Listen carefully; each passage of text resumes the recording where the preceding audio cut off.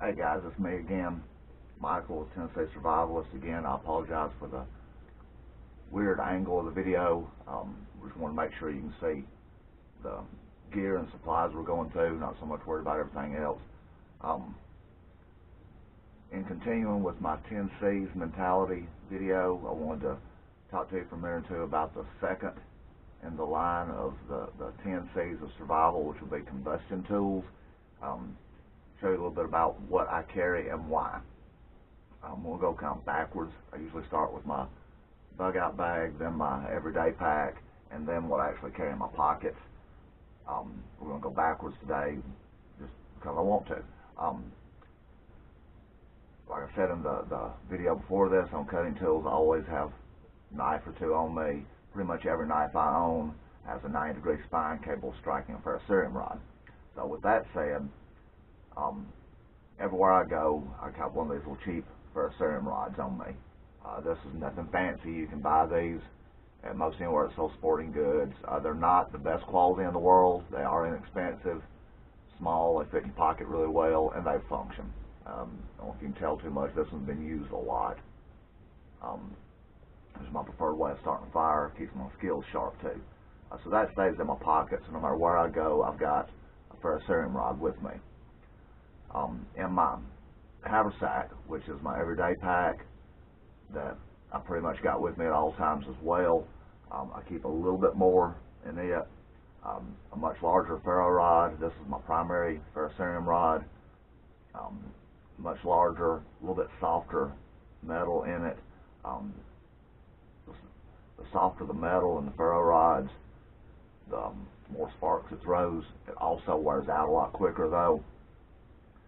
The reason I like the larger ones is it gives you a little bit more surface area, especially the longer, it gives you a lot longer drag whenever you're scraping across your striker or your knife, whatever it is you're using. You can use a piece of glass on these. Any really sharp edge will throw sparks. That's why I like the larger ferrocerium rods. Bear in mind on these ferro rods, I don't care what kind you've got, the handles probably will come loose eventually. Especially the cheaper ones. This one's come off once on me. I used some Gorilla Glue, well, Gorilla brand epoxy, and glued it back in. I haven't had problems with it since then. I probably will eventually. Same with this really nice hand-turned handle on this one. Also in my everyday kit, got a simple Altoids can. Yes, this one's been burned up. Inside it, I keep some char cloth. That's why the can looks the way it does. I've actually made this char cloth. Never used char cloth to work. All it takes is a small spark to get you a good ember going. You can transfer that to your bird's nest or your tinder bundle to facilitate fire. I don't care how you get a spark. If you get just one tiny little spark on that char, you will be able to get a fire. Keep the big lighter in there. Easiest is always best.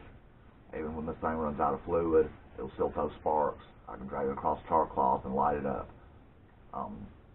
Keep a little bit of duct tape wrapped around here for multiple purposes, but what a lot of people don't realize is any of the good quality duct tape is very flammable. What makes duct tape so strong is not just the adhesives, it's the fact that it's a stranded, almost like a woven mat of flammable fibers inside there. Both the adhesive and the fibers are flammable. Excellent fire starting material there if I needed it. So that's what goes in my haversack. As far as in my main pack, it's literally, for me, backup gear. In my main pack, this would be my go-to stuff right here in my haversack, and if I use it camping, I use it all the time. In my main pack, I've got a backup kit. This is, interestingly enough, I'm not big on store-bought survival kits of any type, but this was a gift, and it works surprisingly well. This little fire kit that comes from UST, Ultimate Survival Technologies. You can buy these at a lot of department stores and sporting goods stores. And to my surprise, it's not bad. The little box is waterproof.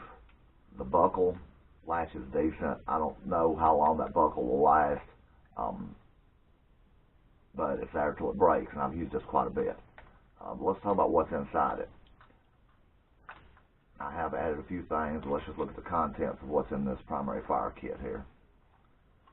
When you buy the fire kit, if you were to buy this particular one, it's going to come with one pack of these little fire starting gizmos. What they basically are is pressed cotton. It's packed really, really tight, and they're soaked in some type of fire extender, like I would guess something similar to petroleum jelly or something like that. There is an oily content to them. So you get that pack, and you get their little small ferro rod in this kind of its own little case. You pull the cap off, and the cap makes a striker. This little thing is small.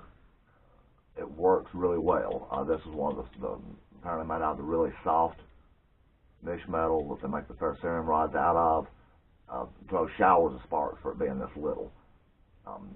Not my go-to. I like the large one better, but it's here in an emergency, which is what all this is really for.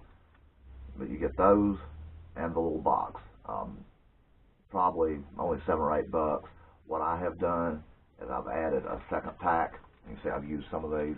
I've added a second pack of the little Surefire pellet things, mainly because they work so darn well. They do exactly what they're supposed to do. And there is no right or wrong way to get a fire started. I do like primitive skills, but in a survival situation or shit hits the fan, I'm going to use what works the best. Just period. I mean, bow drill fires suck. They just absolutely suck. I've also put a disposable butane lighter in here. I'll get all that back in there. And a small piece of fat wood. So that makes up my emergency kit that I keep in my backpack. Along with that, any kind of little bags work. I like little bags and pouches. It's just a Crown Royal bag. Inside of it, I keep a second tin that I can make char cloth in. And it's got char cloth in it as well. I keep just a plain C-steel, carbon steel striker for flint. Yes, I can use my knives, but again, 2 is 1, 1 is none. This is way larger than I would really need, but it'll last a long time. I just use that stone for striking against the flint. Not really getting into the skills themselves, but you literally just smack it against the flint, it'll throw sparks. Don't expect it to work like a ferrocerium rod. It will not. That's why you need some sort of charred material. I use char cloth because it's simple. Other than that, there's just a few little scraps of fat wood. I use this primarily for a tinder bag. There's shavings from those picked up handfuls from woodworking projects. I can pick up other stuff along the way if need be. Your combustion does not have to be expensive. It does not have to be fancy. It just needs to function for you and your skills. I would highly recommend, even if you don't, these ferrocerium rods, even if it's one of the cheaper ones, simply because they work even when wet. The lighter is always going to be what I go to first, because it's the simplest. It will get my fire going the quickest with the least amount of extra work need to be done. But the ferro rod is always going to be what I fall back on. Flint and steel is there as an option. Whatever you do, try and put at least 3 ways of starting fire into your gear. One thing I neglected to lay out here, I'm not going to dig it out right now, is my compass also has a magnifying glass on it. That little magnifying glass will work for solar ignition as well. So technically I've got 4 ways of starting fire. Try and carry a couple of different methods of not just ignition, but of tinder itself, like the little pellets that come here. Fat wood works incredibly well. Handfuls of shavings, anything to help you catch that spark. For me, I've got the little tinder bundles.